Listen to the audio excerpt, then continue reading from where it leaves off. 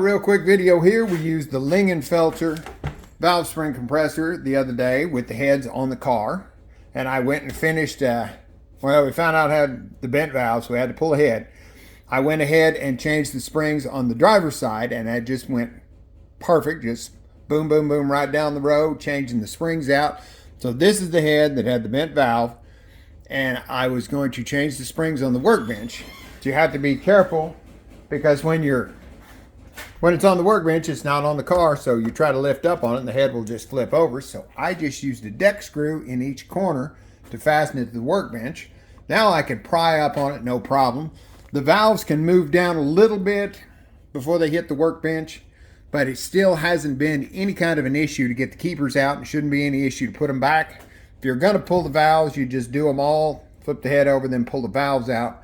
So let me show you how I pulled this one out. I did already go through and tap on the retainers to break them loose with the punch. So let's see how it works. So we push the spring down.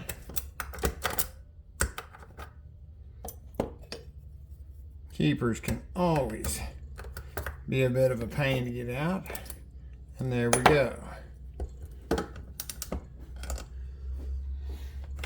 Bad spring and retainer.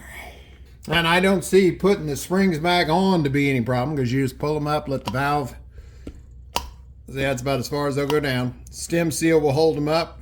There's nothing pushing the valve down when you're putting the keepers in, so it should be a piece of cake.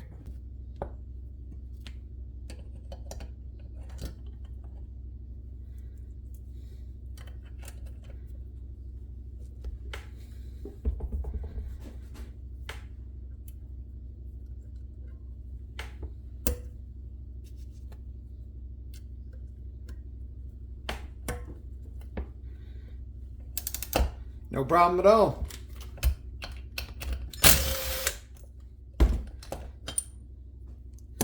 Now, if you were having trouble with the valves dropping down, like I said, they can drop down about that far.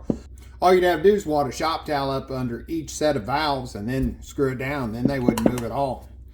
No problem. I like the tool. I would definitely buy it again if I needed to. I do think it's a little bit easier. It's a little more fiddly having to lever it over, but you don't have to get two valves put together at the same time. So yeah, I like it. It's a good tool.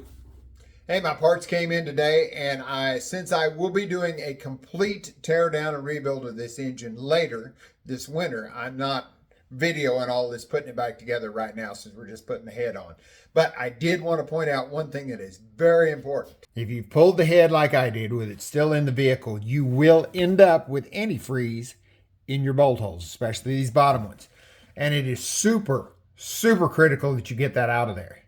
Because if you don't, and you go to try screwing the bolts in, best case, you'll end up having to pull the head back off and clean them up. Worst case is if you don't realize what's going on and you keep torquing the bolt down in the hole, you can, the fluid in there will hydrolock. It has nowhere to go.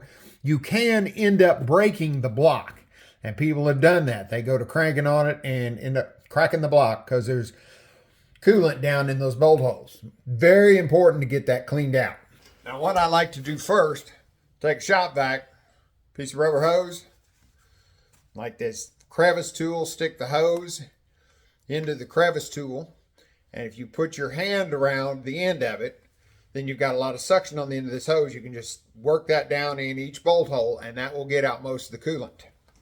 After that, I usually shoot some carb cleaner, brake cleaner down in the holes, and then use an air nozzle, an air wand, something that you can go and push this down toward the bottom of the bolt hole, give it a lot of air, wrap a rag around it because it will blow stuff back out at you. But wrap a rag around that and hose that hole out really good to make sure it's totally dry, doesn't have any debris, and doesn't have any moisture, liquid in there that can hydrolock it. Now, I'm going to get back to bolting the head on. Well, it's all back together. Let's see if it runs.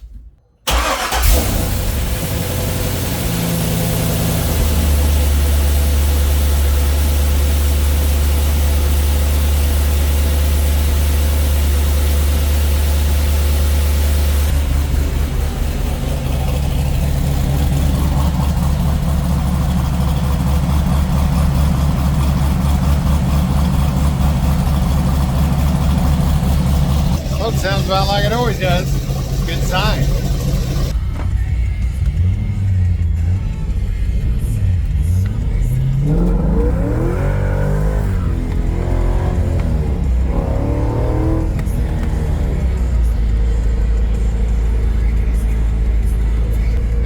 I probably shouldn't do that one-handed, but nobody was around.